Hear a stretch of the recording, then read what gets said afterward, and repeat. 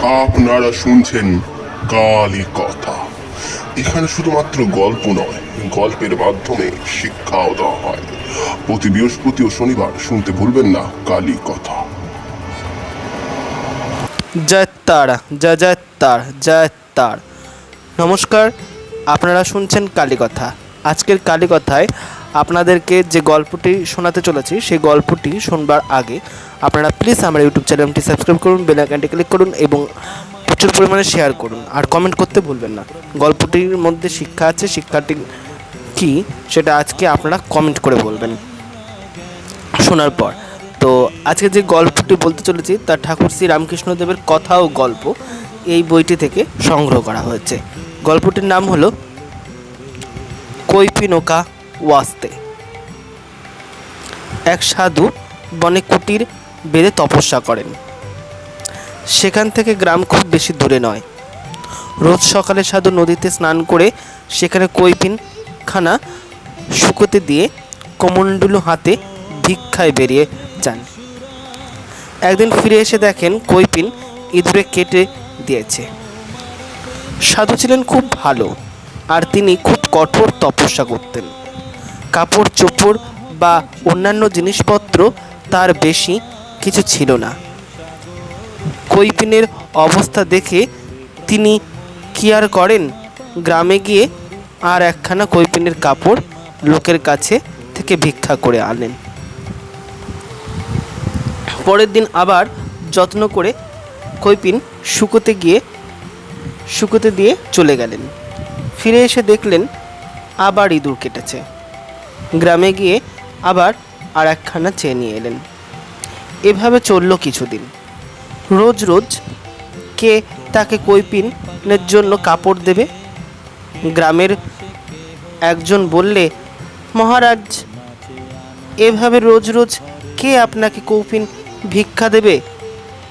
তার চেয়ে এক কাজ করুন, আমার বাড়িতে খুব শিকারী বিড়ালের বাচ্চা আছে, একটা বাচ্চা নিয়ে যান, ইঁদুর আর উৎপাত করবে না। সন্ন্যাসী মনে মনে ভাবলেন, সত্যি রোজ রোজ কৈপিন কোথায় পাবো? আর রোজ রোজ এভাবে চাওয়া ভালো দেখায় না।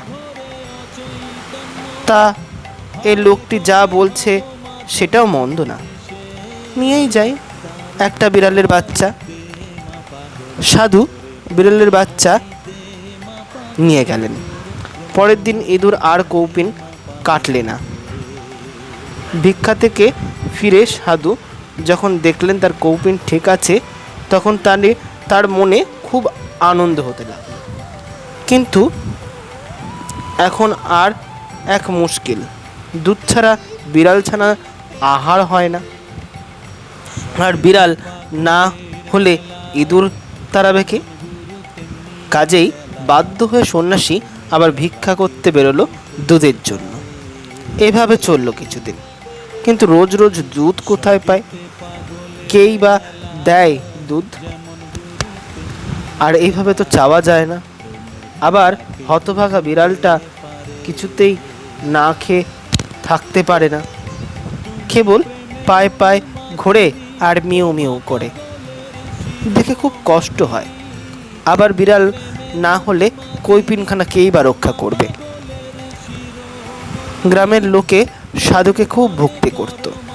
সাধুর অবস্থা জেনে একজন বললে, বাবা, কোনো ভাবনা নেই, আমি সব ব্যবস্থা করে দিয়েছি, আপনাকে আর দাঁড়ে দাঁড়ে ঘুরে বেড়াতে হবে না, দুধের জন্য ভিক্ষাও করতে হবে না। আমার অনেকগুলো গাই আছে, একটি ভালো গাই আপনি নিয়ে যান। আপনার ওখানে ঘাসের কোনো অভাব নাই, গায়ের জন্য আপনাকে বেশি ভাবতে হবে না, অথচ দুধ যা হবে তাতে বিড়ালের চলে যাবে, আপনারও হবে। সন্ন্যাসী ভাবলেন, এ তো মন্দ নয়, আমার ওখানে যা ঘাস আছে তা 3টে গরু স্বচ্ছন্দে চলে যাবে। একটি গাই সন্ন্যাসী নিয়ে চলে গেলেন। গাইটি বড় লক্ষ্মী, সে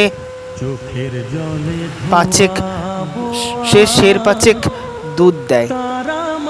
ছোট বাছুরটি যখন কুটিরের সামনে খেলে বেড়ায় তখন কি সুন্দর না লাগে। গায়ের জন্য একখানা ঘরেরও দরকার। জঙ্গলের ঘর বাসের অভাব নেই, কয়েকজন মজুরি দিলেই হয়। সাধু একা, আর এত ছোট্ট বিড়ালের বাচ্চা, 5 সের দুধ নিয়ে সাধু কি করবেন? কিছু বিক্রি করে দিলেও হয়, তাই না? তাতে তার পয়সাও হয়, তাতেই গায়ের জন্য একখানা ঘরও হয়ে যায়। তাই হলো, অতিরিক্ত দুধ রোজ বিক্রি করে পয়সা লাভ করেন তিনি। সে পয়সা মজুরি এলো এবং মজুরেরা ঘর তৈরি করে দিল। ছোট্ট হলেও ঘরখানা বেশ সুন্দর। সন্ন্যাসীর সাধন ভোজন তপস্যা তখন আগের চেয়ে অনেক কমে গেল। সময় কই, ঘুম থেকে উঠেই গোয়াল পরিষ্কার করতে হয়, গাইকে আবার খাবার দিতে হয়, গাই দুইতে হয়, আবার রায়বাবুদের চাকর দুধ নিতে আসে। সকাল সকাল দুধ না হলে তাদের আবার চলেনি, তাই একটু বেশি পয়সা দিয়েই তারা সাধুর কাছ থেকে দুধ নিয়ে যান। গোয়ালার সাধু 1 সের আধ সের জল দিয়ে খাবার পাঠায়। সাধুর দুধ, তাতে সন্দেহের কোনো কারণ নেই। তারপর ভিক্ষেও যেতে হয়। ফিরে এসে গাইকে বাছুরকে স্নান করায়, বিড়ালকে খাওয়াতে হয়, বাছুরকে আটকে রেখে গাইকে বনের মাঝে মাঝে ফাঁকা জায়গায় নদীর ধারে ঘাস খাওয়াতে নিয়ে যেতে হয়। আবার পরের দিনের জন্য খানিকটা ঘাস কেটে রাখতে হয়। এইসব সেরে সব দিন ধীর স্থির করে নিজের 4টি আহার করা হয়ে ওঠে না তার। সাধন ভোজন তপস্যা সময় কই তার। গায়ের বা বাছুরের ডাক শুনলে রাত্রিতে আলো জেলে উঠতে উঠতে দেখে যেতে হয়। বাঘ ভাল্লুকেরা মাঝে মাঝে এসে পথ দিয়ে যাতায়াত করে। একদিনের ঘটনা হলো, ভিক্ষে করে ফিরে এসে সাধু দেখেন গোয়ালে বাছুর। ও মাও, কি বিপদ! কচি বাছুর কোথায় গেল? সারা দুপুর খুঁজে খুঁজে পাওয়া গেল। নদীর ধারে এক ঝোপের ভেতরে আরাম করে শুয়ে দিব্য ঘুমোচ্ছে। আর একটু উপাসে গেলেই হয়েছিল আর কি। নদীর পাড়টা একখানে যেমন উঁচু তেমন খাড়া। নদীতে আবার কি স্রোত! পাহাড়ি নদী। ওখানে গেলে আর কি রক্ষে ছিল? কচি বাছুর কিছু যদি হয়ে যেত, সে কি আর বোঝে? কেবল ভগবানের কৃপাতে এ যাত্রা সে বেঁচে গেল। না, এরকম করে আর চলে নে। সাধুর তো আর সে জোয়ান বয়স নাই, এত খাটুনি পোষাবে কেন তার? আর শুধু গাইকে নিয়ে থাকলে তো চলে নে। ভিক্ষেও আছে, সাধন ভোজনও আছে। তা দুধের যা দাম পাওয়া যাচ্ছে, তাতে একটা চাকর বেশ রাখলেই চলে। একটা চাকর থাকলে গরুর বাছুর দেখবে, আর সময় অসময় সাধুর একটু কাজকর্ম করে দিতে পারবে। যেমন নদী থেকে 2 ঘড়া জল এনে দেওয়া এবং জঙ্গল থেকে কিছু কিছু কাঠ কেটে এনে দেওয়া, এইসব চাকর রাখা হলো। সাধু খানিকটা নিশ্চিত হলেন। চাকরটি বেশ ভালো এবং কাজের লোকও। অল্প দিনের মধ্যেই সে বাড়ির ঘর সব সাফ করে 2-4টি ফুলের গাছও লাগালো। সাধুর তাতে ভারী আনন্দ হলো। সত্যি তো, সাধু সন্ন্যাসীর জায়গা ফুল গাছ, তুলসী গাছ এসব না থাকলে চলে? মানায় অনেক। একটা কুমড়ো গাছ আপনা আপনি উঠছিল। চাকর জঙ্গল থেকে ডালপালা বাঁশ কেটে এনে যত্ন করে মাচা তৈরি করে দিল। অল্প দিনের মধ্যেই গাছটা বেড়ে উঠল। দেখতে দেখতে ফলে ফুলে একদম ভরে উঠল মাচাটি। সাধু বললে, সাবাস বেটা। চাকর উত্তর করলে, বড় চমৎকার মাটি আপনার, এখানে সোনা ফলবে। আমি একটু বাগান করব। তাই তো, ছেলে মানুষ একটু বাগান করবার শখ হয়েছে, তা করুক না, জায়গাটা পড়েই তো আছে। যদি একটু আধটু শাক সবজি হয় তাতে তো আমারই ভালো হয়। নানা রকম বীজ চারা সাধু চেয়ে আনলে গ্রাম থেকে, চাকরও আনলে, এবং চাকরের পরিশ্রমে অল্প দিনের মধ্যেই মস্ত বড় শাক সবজির বাগান হয়ে উঠল। দুজন মানুষ কত আর খাওয়া যায়। সন্ন্যাসী কিছু কিছু বিলিয়ে দিতে আরম্ভ করলো। চাকর বাজারে বিক্রি বাট্টা করে আসতো। সাধু কুটিরখানা ভেঙে পড়ে যাচ্ছিল। খড় বাঁশের ওপর ঘর কতদিন আর থাকা যায়। সাধু বললে, বাবা রামচরণ, কুটিরখানা তো গেল, কি করা যায় বলো দেখি। চাকরের নাম রামচরণ। রামচরণ বললে, আমার কথা যদি শোনেন বাবা, তাহলে ছোট্টখাট্ট একটা পাকা বাড়ি করে ফেলেন। বলিস কি রে? আশ্চর্য হয়ে সাধু উত্তর করলেন। রামচরণ বললেন, আজ্ঞে হ্যাঁ, কত আর খরচ হবে? এই বিলের কাছে নিচু জমিতে ভালো ইট আছে, নিজেরা ইট করিয়ে নিলে খরচ ঢের কমে যাবে।